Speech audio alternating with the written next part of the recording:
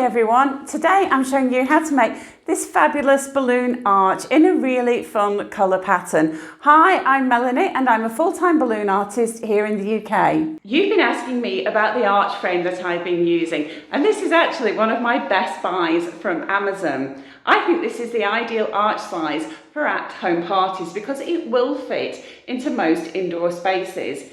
It's 7.2 feet wide and 6.5 feet tall. There are a couple of things you should know about it. The first thing to notice is that it's connected together by these wing nuts. So you do have to be careful when you're attaching the balloons because you can snag the balloons on the wing nuts and cause tears in the balloons. You need to tighten the wing nuts quite a bit to ensure the joints don't come undone. I haven't needed to tape the joints, but if you want to, I recommend you use something that's very low tack. So something like masking tape or electrical tape, because the frame does have this lovely gold coating, and if you use something that is too sticky, it could remove some of that coating. I've now got to dismantle this and get this over into the studio. Fully inflate your balloons. Find the hole you want, in this case it's 8 inches.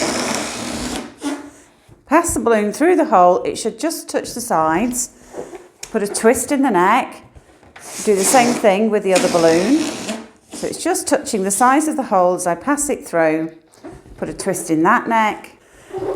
Pass the necks of the balloons over one another, wrap round once, twice and tie.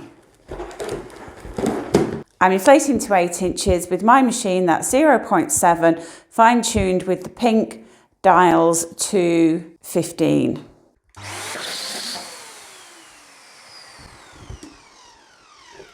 Take your 2 duplets, connect them at the centre, wrap 2 balloons around, and that forms a quad or a cluster of 4. Wrap the first quad around the arch frame at the base, being careful to avoid the wing nuts at the base. Wrap a red and white quad around the base, wrapping a red and white balloon over one another to ensure an alternating pattern. Continue to add quads, building up the alternating blue and red and white pattern. If you find that the frame moves slightly as you're adding quads, just put your foot on the nearest base as you're adding the quad, and this will just stabilise the frame whilst you work.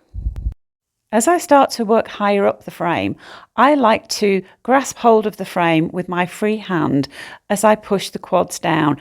This will help stabilise the frame as you work.